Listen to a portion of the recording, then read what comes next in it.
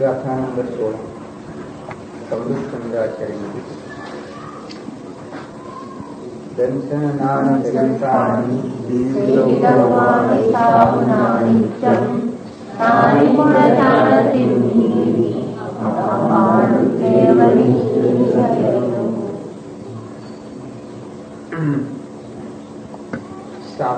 साधूच्या द्वारे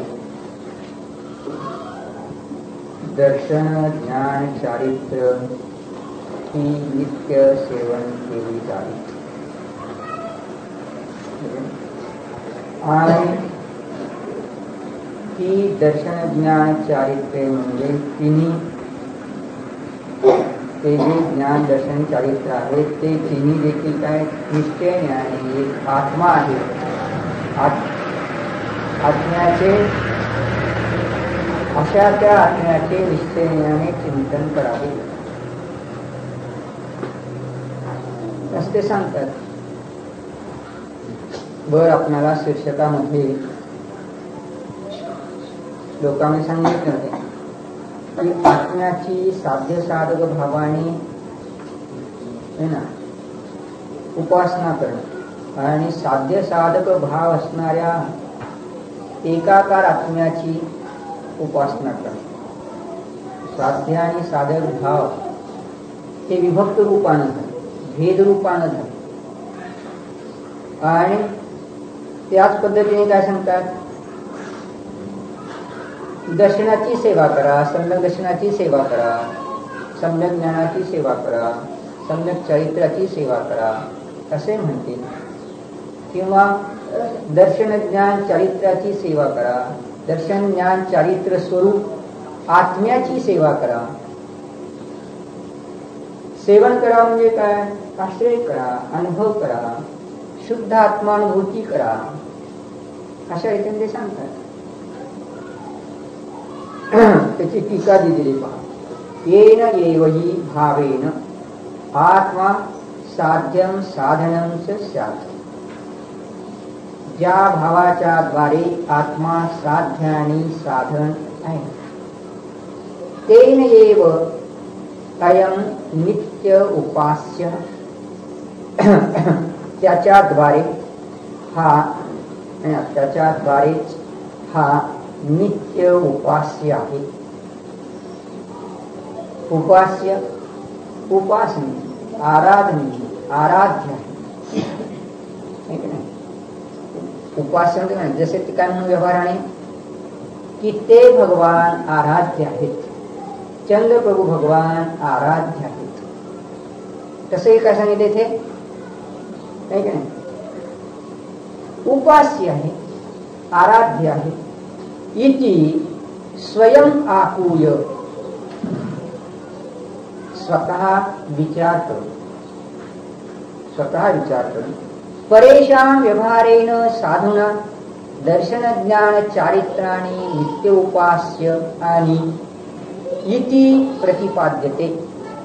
मग स्वतः तर त्याचे अनुभवन करून स्वयं आकूय स्वयं विचार करून म्हणजे स्वतः अनुभव करून काय केलं आहे, परेशान दुसऱ्यांच्यासाठी व्यवहारण्याने सांगितले की साधूच्या द्वारे दर्शन ज्ञान चारित्र्य नित्य उपासनीय आहेत असे कथन केले. सगळ्या गोष्टी महत्वाच्या आहेत. प्रथमतः काय केले, जो प्रतिपादन करणार आहे त्यांनी काय केलं, शब्द मात्र दिला स्वयं आकूय.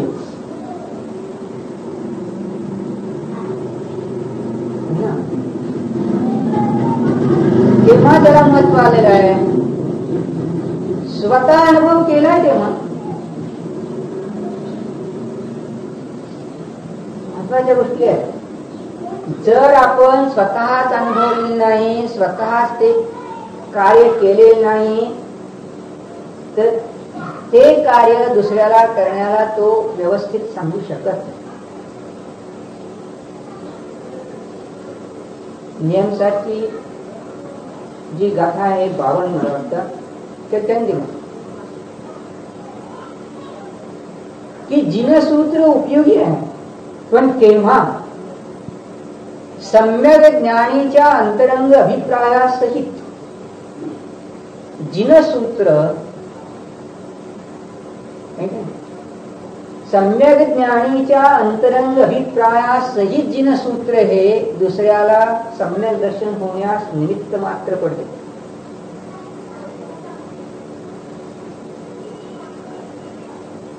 सिंहाला जेव्हा सम्यक दर्शन झाले तेव्हा त्या चारण मुनींचा अंतरंग अभिप्राय आणि जिनसूत्र दोन्ही उपयोगी पडले. मग जिनसूत्र कसे? जिनसूत्राबरोबर असणारा अंतरंग अभिप्राय महत्वाचा.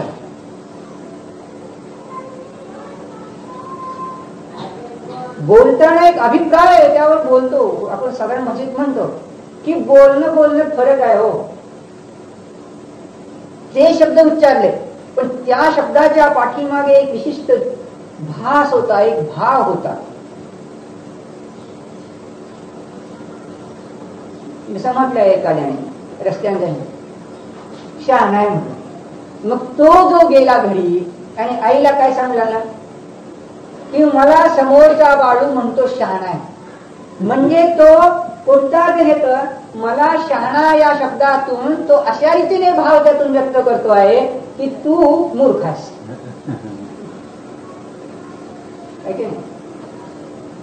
मग आई म्हणाली शहाणा म्हणायला चांगलं झाले की, म्हणजे शहाणा शब्दाचा शब्दशः तर शहाणा चांगला आहे असा होता, परंतु शहाणा म्हणण्यातील भाव जो होता समोरच्या माणसाचा तो काय होता? अभिप्राय वेगळा होता. तसं जिनसूत्र तेच उच्चारलं आणि जिनसूत्र तेच उच्चारून देखील जिनसूत्राच्या उच्चारणामध्ये अंतरंग अनुभूतीचा फूट त्याच्यामध्ये आला होता. सम्यक ज्ञानीचा अंतरंग फूट अभिप्राय जो अनुभूतीचा तो आला.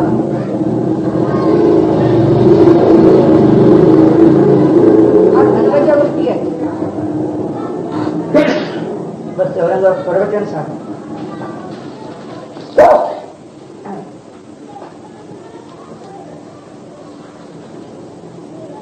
जिनसूत्र तेज आहे.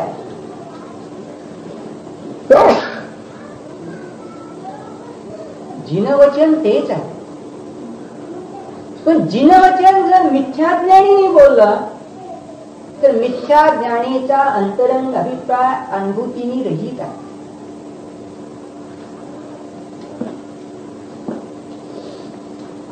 जिनसूत्र सम्यक ज्ञानीने बोलणं, जिनसूत्र सम्यक ज्ञानीने बोलणं यात त्याचा अंतरंग अभिप्राय आहे. म्हणून इथे शब्द जो दिलेला आहे, काय शब्द दिला? स्वयं आकूय. सळागातीची टीका, अमृतचंद्राचार्यांची टीका. स्वयं आकूय म्हणजे काय पहिल्यांदा दिले? दुसऱ्याला सांगण्यापूर्वी तू अनुभव कर. लोक व्यवहारात आपण म्हणतो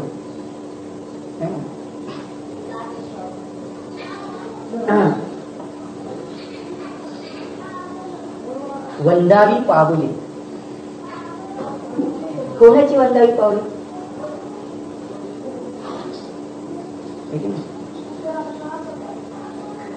ज्याने स्वतः ते अंतरंग तर धारण केला, अनुभवात धारण केला, ज्याने स्वतः तो निश्चयाचा विषय अंतरंगात अनुभवात घेतलेला आहे, त्याच्या वचनातून ते बाहेर येईल.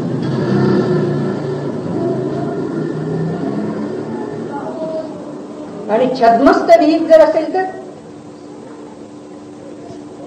म्हणजे आत्मानुभूतीने सहित नसेल तर, छद्मस्त म्हणजे मिथ्याज्ञानी जो असेल तो जर असेल तर सांगतात की त्याच्याने ते काम होत नाही. तिथे प्रवचन सारमध्ये 256 गाथेच्या टीकेत देशनाचार्य म्हणतात, तरीही छद्मस्त ही अज्ञानी भीही शुद्धात्म उपदेश शून्यही दीक्षित आहात. दीक्षित झालेले आहे, पण कशाच्या द्वारे? शुद्धात्म उपदेशाच्या आणि रहित असणाऱ्यांच्या द्वारे.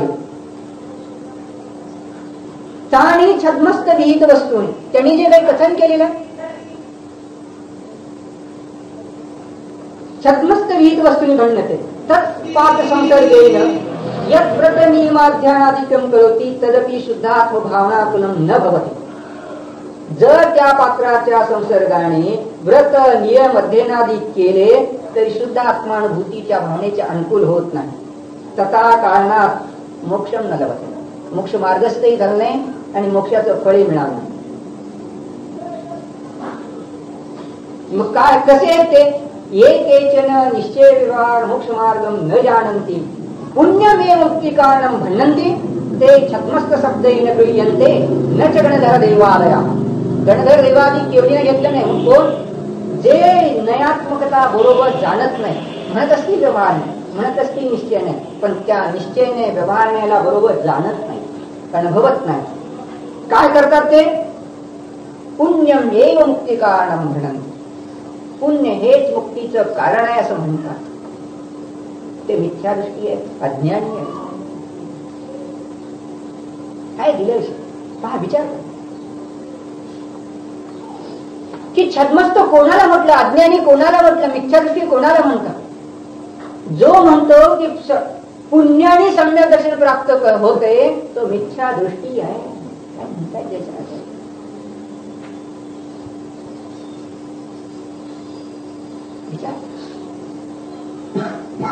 पुण्याने मोक्ष मिळतो जो म्हणतो तो मिथ्या दृष्टी आहे.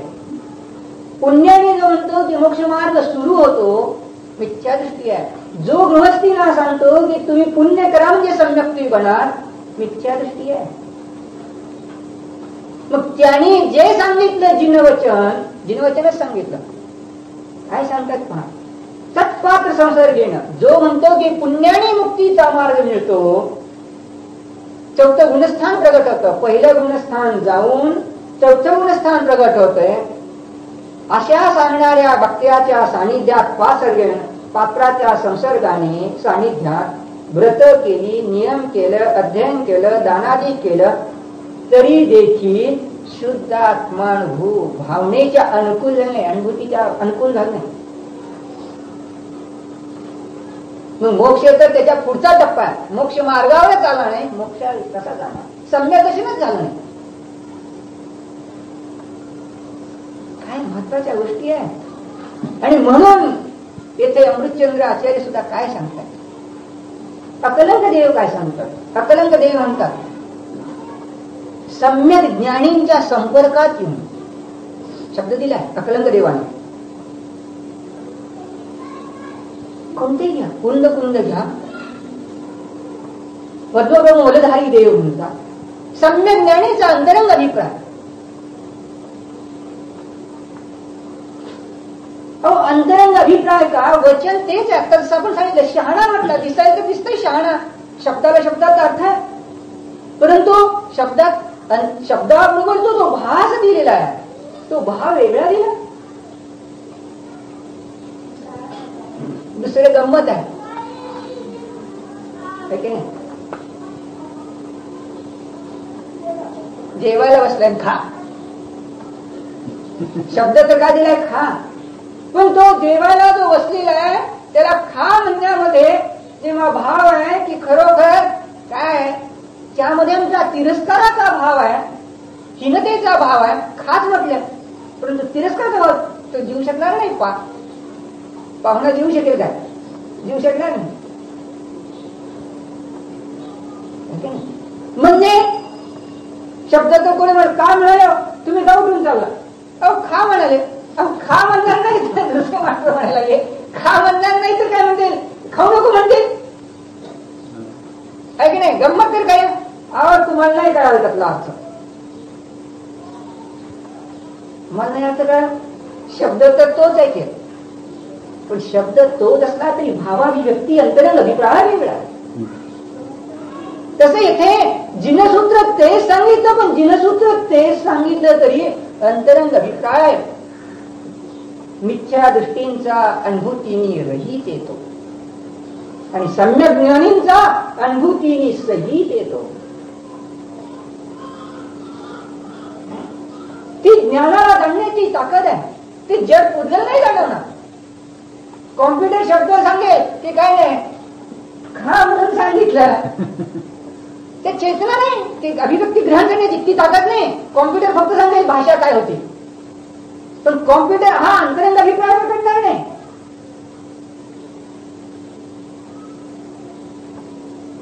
ते ज्ञान पकडेल. ज्ञान जो आहे, श्रोता जो आहे, तो श्रोता त्या अंतरंग अभिप्रायाला पकडेल.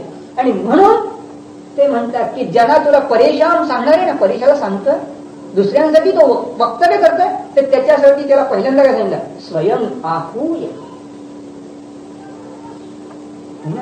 आकूय शब्दात महत्वाचे गाभा म्हणलाय, स्वयं शब्दात महत्वाचा गाभा म्हणलाय.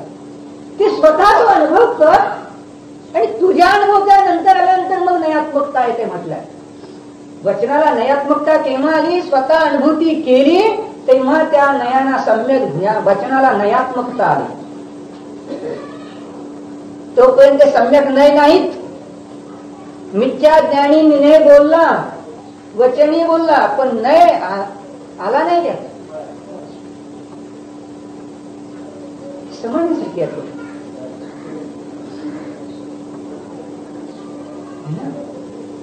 म्हणून ते म्हणतात की ज्या भावाने आत्मा साध्य साधन भावा रूप आहे, त्यानेच अयम असा जो एकाकार आत्मा आहे तो नित्य उपास्य आहे.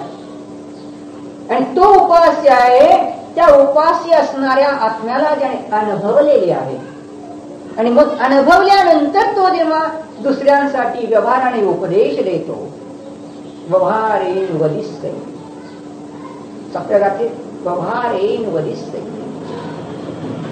व्यवहाराने सांगितलं, दर्शन आहे, ज्ञान आहे, चारित्र्य.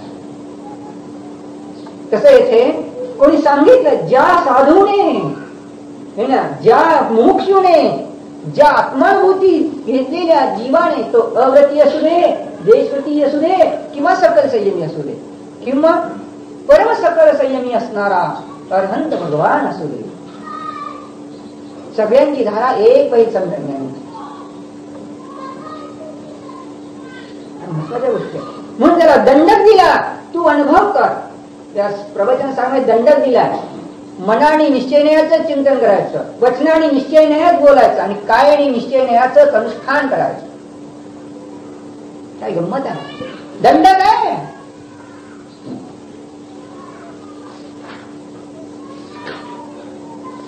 हे केलं तर मग त्याच्याजवळ वचनात ताकद येते की निश्चय नाही काय आहे ते बोलण्याची, है ना.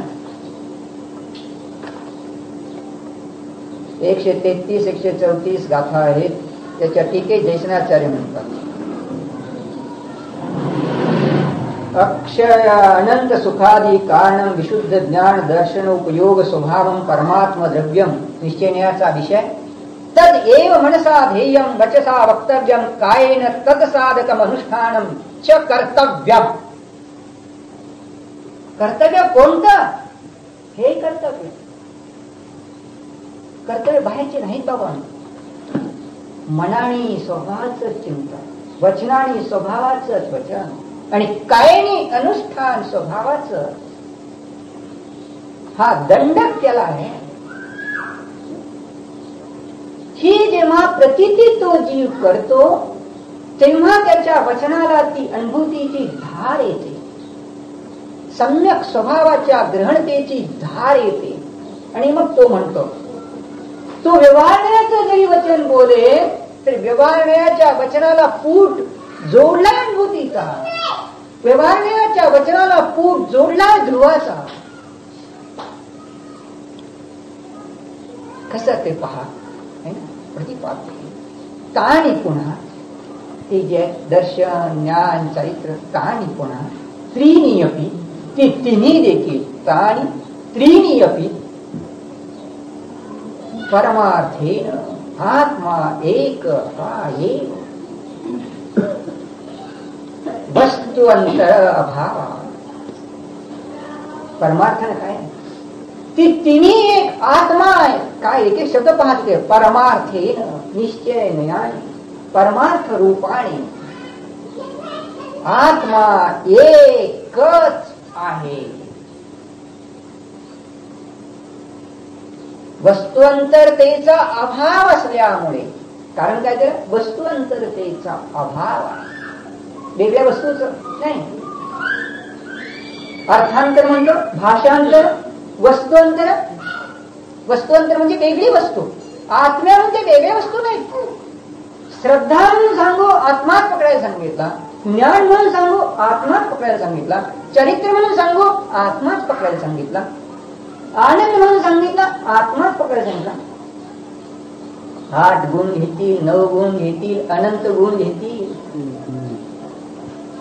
अनंत शक्तीच्या अनंत शब्दांच्या द्वारे संकेत करतील, पण पकड कुठली घेतली? एकच.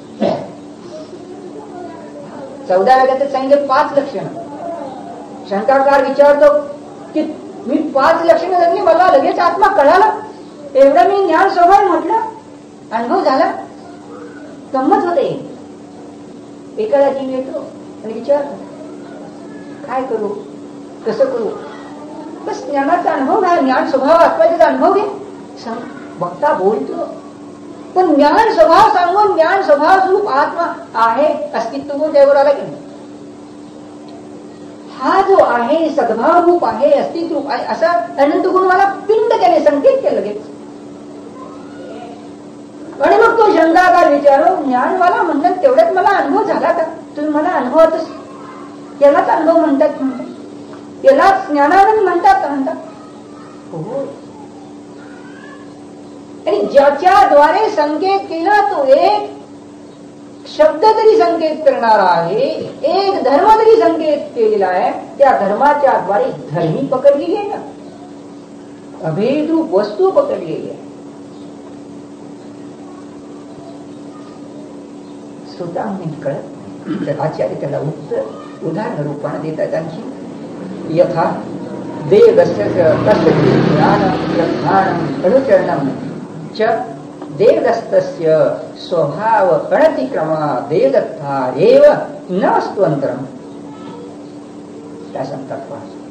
कोणी एक देवदत्त नावाचा मनुष्य आहे, त्याचं देवदत्ताचं ज्ञान, देवदत्ताचं श्रद्धा आणि देवदत्ताचं अनुचरण हे देवदत्ताच्या स्वभावाला ओलांडून वेगळं होत नाही, वेगळी वस्तू नाही, देवदत्तच आहे तो एक. न वस्तुअंतरम, ती वेगळी काही वस्तू नाही. म्हणजे कसे? समजा कोणी एक बाहेर गावून इथे आलाय मनुष्य आहे, ऑफिसर वगैरे, समजा कुठे काय बँकेत वगैरे कुठे ऑफिसर आलाय.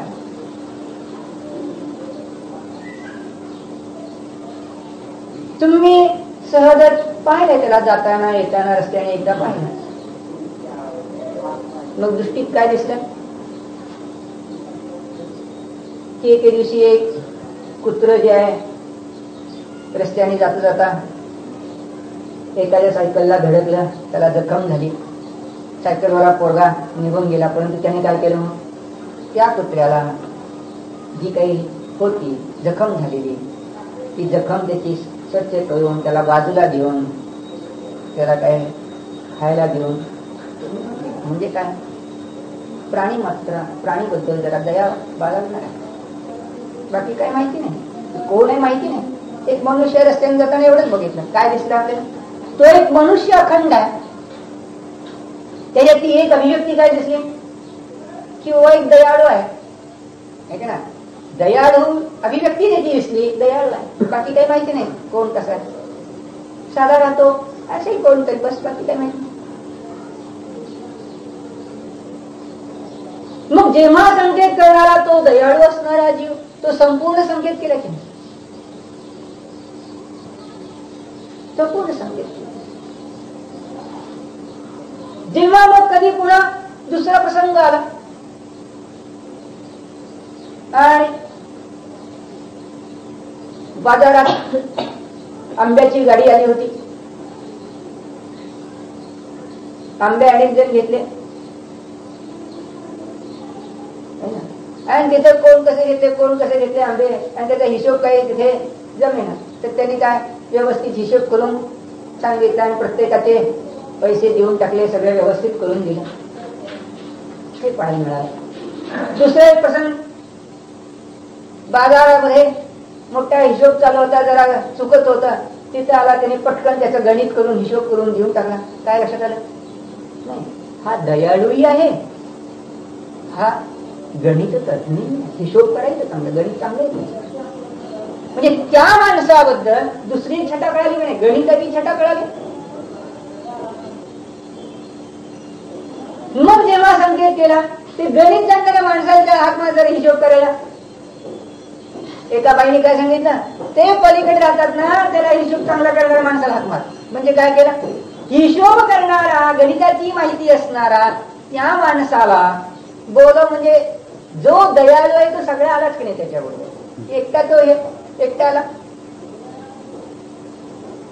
गणित जाणणारा ही सांगून त्याची माहिती घेतणारा तोही आहे, त्याची एक छटा. मग दयाळूही आहे, गणितवाला आहे असं म्हणून कोणी म्हणेल,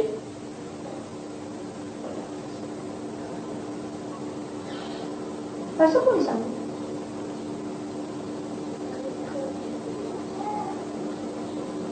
काही नाही. तिसरा एक प्रसंगात तिसऱ्या माणसाने पाहिलं त्याला, तिसरा एक प्रसंग जेव्हा त्याला आला,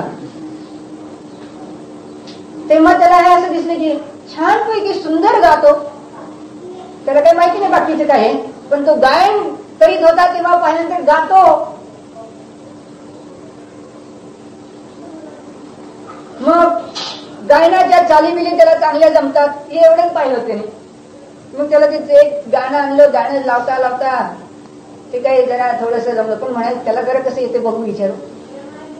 त्याचा जरा हातमान म्हणाली त्या बाबाला, ते गातो त्या बाबाला हातमान म्हणाले.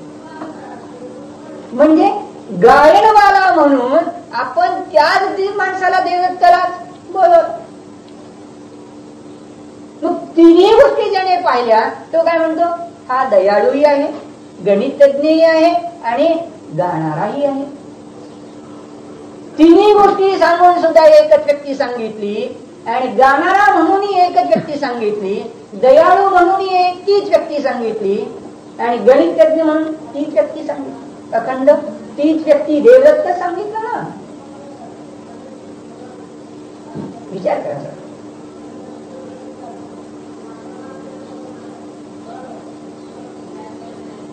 अखंड वस्तू सांगितली, वेगळी वस्तू सांगितली न वस्तू अंतर, वेगळी वस्तू सांगितली नाही. तोच तो देवदत्त एक, तोच तो जीव असा विभाग करतो. ती गोष्ट जशी आम्ही करतो तथा त्याचप्रमाणे आत्मनी अपि आत्मनः ज्ञानम श्रद्धानम अनुचरणम च आत्मस्वभाव अनतिक्रमात् आत्मा एव न वस्तुअंतरम. मग आत्म्यामध्ये आत्म्याविषयी काय सांगितलं, आत्म्याचं ज्ञान, आत्म्याच्या श्रद्धा, आत्म्याचं आचरण सांगितले. आणि मग आत्म्याच्या स्वभावाला न ओलांडता ते तिन्ही काय आहेत, आत्माच आहेत, वेगळी वस्तू नाही. श्रद्धा म्हणून सांगितलं तरी आत्मा, ज्ञान म्हणून सांगितलं तरी आत्माच, अनुचरण म्हणून सांगितलं तरी आत्माच, न वस्तू अंतरम, वेगळी वस्तू सांगितली नाही. ततः त्यामुळे आत्मा एक एव उपास्य इति. त्यामुळेच आत्मा एकच उपास्य आहे. काय सांगतायत पण उपास्य म्हणजे ज्ञानातलं ध्येय आहे, ज्ञेय आहे, आराध्य आहे, अनुभव करण्या योग्य वस्तू आहे, वेगळं नाही. जेव्हा अनुभूती घ्यायला सांगितली, त्या आत्म्याची अनुभूती घ्यायला सांगितली, तेव्हा आत्माच एक उपास्य आहे, दुसरा शब्द दिला नाही. पहा तुम्ही,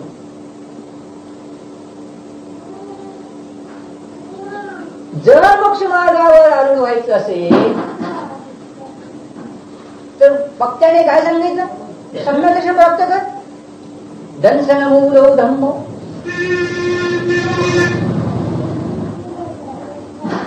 मोक्ष महल की प्रथमसी.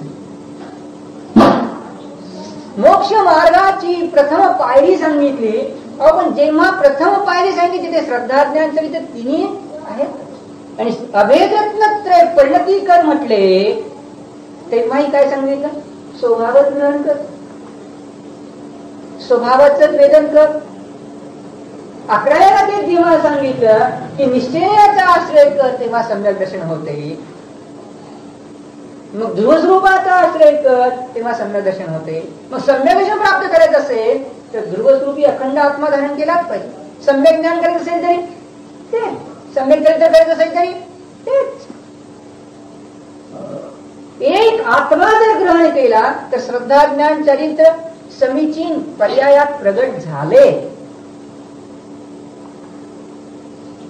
मग साधक अवस्थेत ती पहिली पायरी काय? अवृत्ती सम्यक दृष्टी.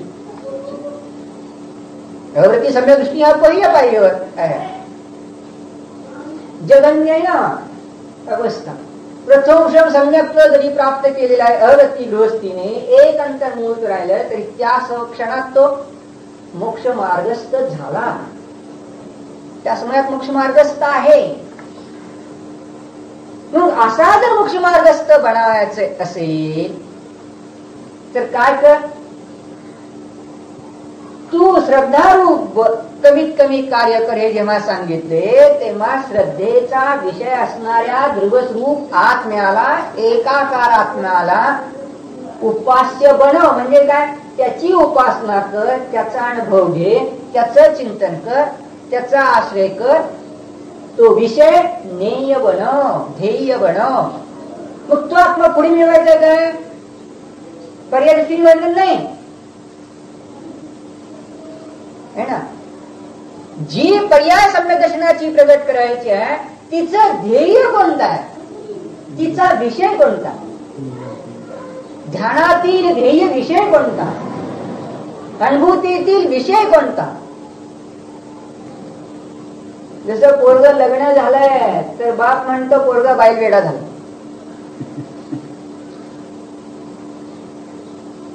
का हो? दुकानात बसल्याने त्याला बाईल वेडा म्हणतात.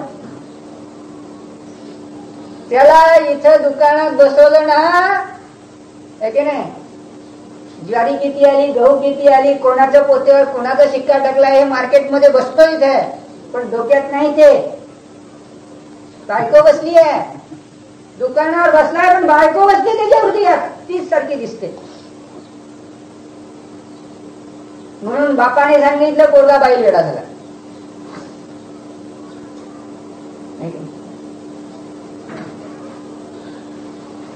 म्हणजे तो न्याय विषय बनवला. मग तो न्याय विषय बनवल्यानंतर नाही तर लग्न ठेवलंय पोरीचं, चांगल्या आनंदाने गाता. या घरची लेक त्या घरची ती सुन होणार. काय माहिती मला येत नाही. काय मी काय थोडीच पोरगी आहे काय? है ना. लग्न ठरवलं तर ती झोक्यावर बसून है ना गाणं म्हणते. म्हणजे ती आता घरी गेली काय?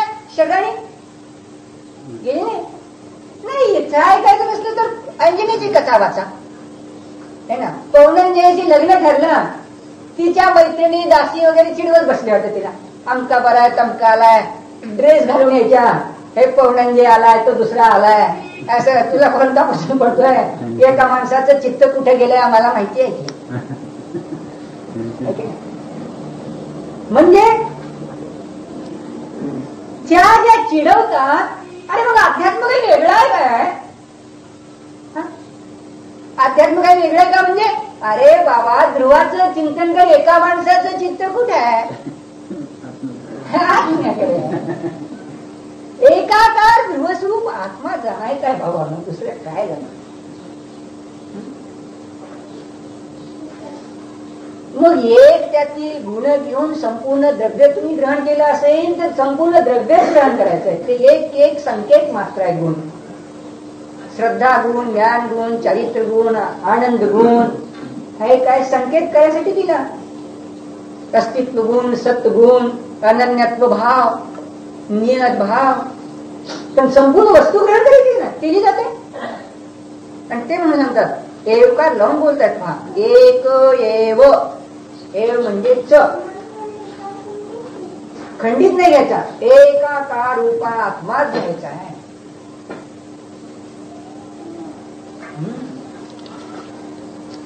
आणि इति स्वयमेव प्रद्योतते केलं. तो खरोखर कसा आहे? स्वतः स्वयमेव. पुन्हा शब्द दिलाय पहा, स्वतः. आणि एवकार लावून च लावून स्वयमेव प्रद्योतते, प्रकाशित. हे काम करायचं आहे तेव्हा सम्यक दर्शन आहे, नाही तर मग सम्यक दर्शन कशाचं? त्या श्रद्धेमध्ये एकाकार आत्माच प्रकाशित झाला पाहिजे. त्या सम्यक ज्ञानामध्ये एकाकार आत्माच जाणला गेला पाहिजे. त्या आचरणामध्ये एकाकार आत्मा जाणला गेला पाहिजे. तर समभाव येईल ना आचरणात. ध्रुव स्वरूपाचा आत्मा जर विचारात घेतला असेल तर आचरणात समभाव येईल. आणि तो जर विचारात नसेल तर विषमभाव आला. तो नसेल तर पर्याय भाव तरी येईल, तो परसापेक्षित पर्याय भाव येईल. तर तो जास्त ज्ञाने कमी ज्ञाने असा भाव बघून आम्ही विकृत भाव करू, किंवा मिथ्या ज्ञाने सम्यक ज्ञाने असा विचार करून विकृत भाव करू. विषम भाव येतील, भेदभाव येतील.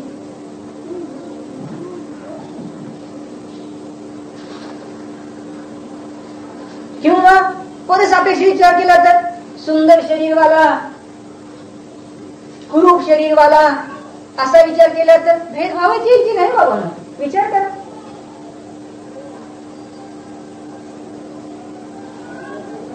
भेदभावच येतो.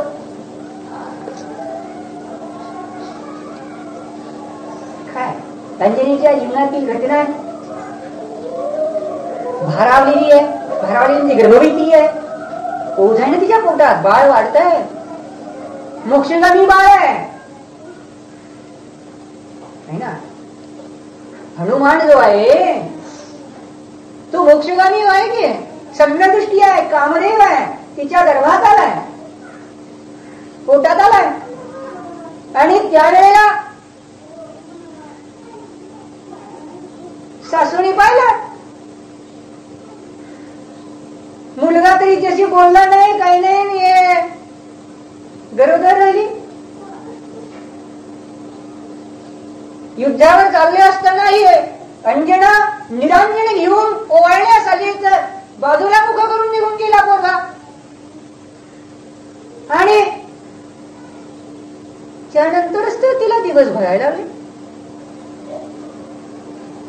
तिला कुठं माहिती आहे की रातोरात आला होता, जाताना भेटला नाही पण रातोरात येऊन भेटून गेला होता. 12 वर्ष भेटला नाही का काय है ना. आणि नंतर येऊन भेटला होता हे कधी माहिती आहे? तिला काय माहिती? आईला काय माहिती? माहितीच नाही. तिला काय माहिती नव्हतं, कारण घटनाच घडली. हा गेला त्या सरोवराच्या काठी, मुक्काम पडला. युद्धाला चालले होते. रावणाने बोललो होतं मदतीला, जसं आहे की नाही, तुम्ही जसे बांगलादेशाच्या मदतीला गेला होता तसे गेले होते. पवनंजय मदतीला चालले होते. म्हणजे पुढे एका ठिकाणी मुक्काम पडला. रात्र झाली. मग चकवा चकवी पक्षी होते त्याची, चातक पक्षी होते त्याचे. अरे तो पक्षी काय करीत होता? रात्रीच्या वेळेला त्या जोडीचा विरह झाला. काही तासच गेले, पण ती जी पक्षी होती ती पक्ष्यासाठी रात्रभर काय करत होती? ओरडत होती. ते दृश्य पाहतो, ते नेय पाहतो. सुंदर आहे रामायण, वाचलं पाहिजे तुम्ही. त्यात सुंदर आहे, सगळं अध्यात्म आहे. मग तो तिथे पाहतो, ते दृश्य पाहतो आणि विचार काय येतो? प्रत्यविज्ञान होतं. प्रत्यविज्ञान झालं की नाही? काय झालं? काय झालं? प्रतिविज्ञान झालं म्हणजे अरे ही जशी आकुळ वकील होती आहे तशी ती अंजना आकुळ व्याकुळ होत आहे. प्रतिविज्ञान झालं. हा जसा ध्रुव स्वभाव आत्मा आहे, त्याचा जसा ध्रुव स्वभाव आत्मा आहे, तसा माझा ध्रुव स्वभाव आत्मा आहे. हे जसं प्रतिविज्ञान होते तसे ही जशी व्याकुळ झाली आहे तशी अंजना व्याकुळ झाली असेल. काय तिचा अपराध? वस्तुतः तिचा काही अपराध नसतो, पण याच्या ज्ञानात तसं घडवलेलं असतं. तर जास्त विश्लेषण करीत नाही. कधीतरी आलो रंगात नाही सांगितलं आहे की नाही. म्हटलं एक टप्पा सोडून देतो आणि मग तो तिथे पाहतो आणि मग हा आकुळ व्याकुळ होऊन मरतो. किती विरहाने दुःखी होत असेल. एवढा विचार त्याच्या चित्तामध्ये थैमान घालतो आणि काही सुचत नाही त्याला तिथे.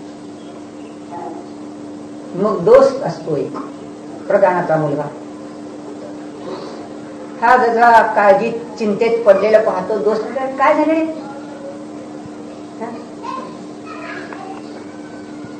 आज काय गप्पा मारत नाहीस, काय सांगत नाहीस. तुम्ही जसे टीव्ही व्हिडिओ पाहून म्हणता की नाही, अरे काय आज आहे आता, काय गप्पा बिप्पा मारत नाहीस, बोलत नाहीस, काही नाही. तसं ते म्हणाले काय बोलत नाहीस, काही नाही, गप्प पण. अरे काय काळजी कशाची, काय आहे, दुःख कसलं आहे. अरे दोस्ताला तर सांगणारच की सगळं. मग दोस्ताला सांगतो की काय नाही, आठवण झाली आहे, जायची इच्छा येते. हा म्हणला काय थोडा काय वेडा म्हणाला, त्याला माहिती आहे. अरे इतके दिवस तिनं तुझी पूजा केली, तू गेला नाहीस, भेटला नाहीस, निघताना आरती आहे ना निरंजन घेऊन आली, ओवाळायला आली, तू पाहिलं नाहीस. केवढी किती ती अवहेलना केलीस काही कारण नसताना. तो तर घेतो, तो काय थोडं थोडं सोडतो का त्याला, इकडून तिकडून आडवा किडवा घेतो, बोलतो खडखडून. मग तो म्हणतो काय नाही बघ, पण काहीतरी युक्ती सांगते, आता जायचं करायचं. बरं म्हणलं चल. काय रात विद्या असते, त्या विद्येच्या सांगणी झरोक्यातून एखादी खिडकी वातायनातून येतात, आत शिरतात आणि मग काय व्हायचं ते होतं. आणि मग तिथे तो अंगठी देतो, ओळख म्हणून. ती म्हणते पतिराज काय होईल. आणि यदा कदाचित जर गर्भधारणा झाली तर सासूबाईंना भेटून जावा, तसं जाऊ नका, ती चरणी पालागू म्हणते. तुमचंच हे सर्वस्व आहे, परंतु जाओ, माझं काय होईल, फाडून खाईल दे मला.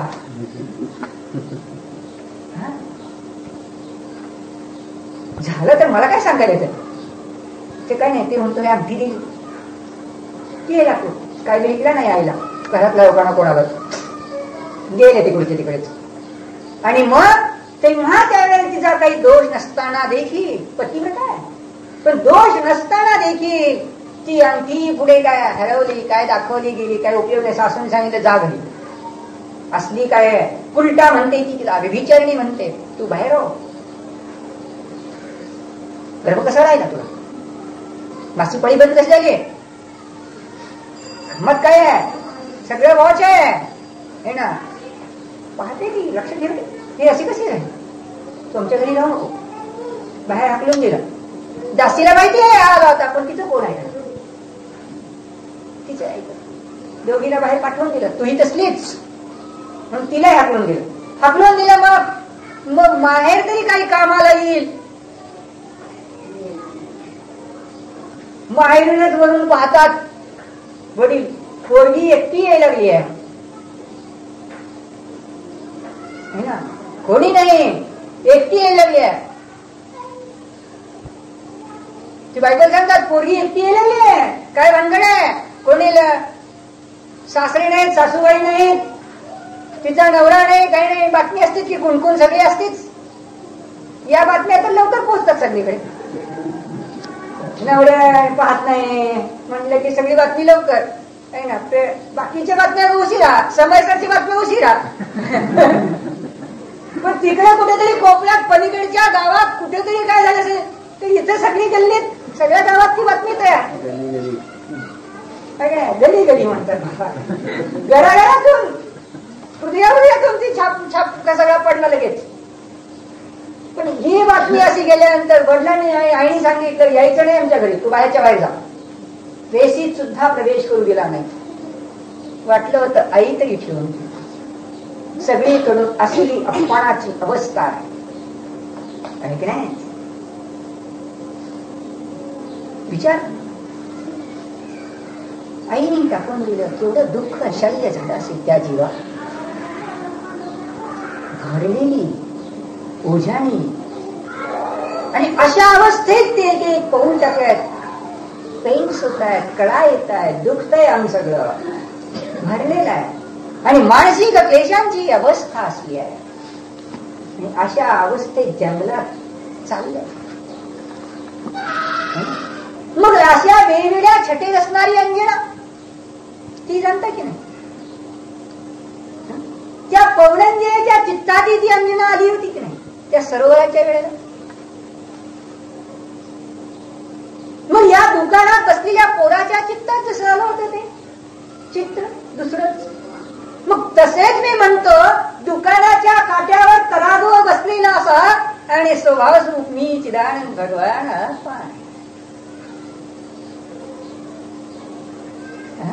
वस्तू स्वरूपाच्या आधारावर स्वतःच्या स्वरूपाचं वेदन होईल की नाही बा जीवा? मग स्वभाव तो उपास्य आहे, तो खरं उपास्य आहे, तो प्रकाशित होतो. हे अवघड आहे. पर्याय स्वरूपाकडून जर आपल्याला स्वतःला पण जाणतो, परवस्तूंचे ज्ञेय वास्तविक अंजना तिथे आली होती काय सरोवरात? अंजना तर सरोवरात आली नव्हती.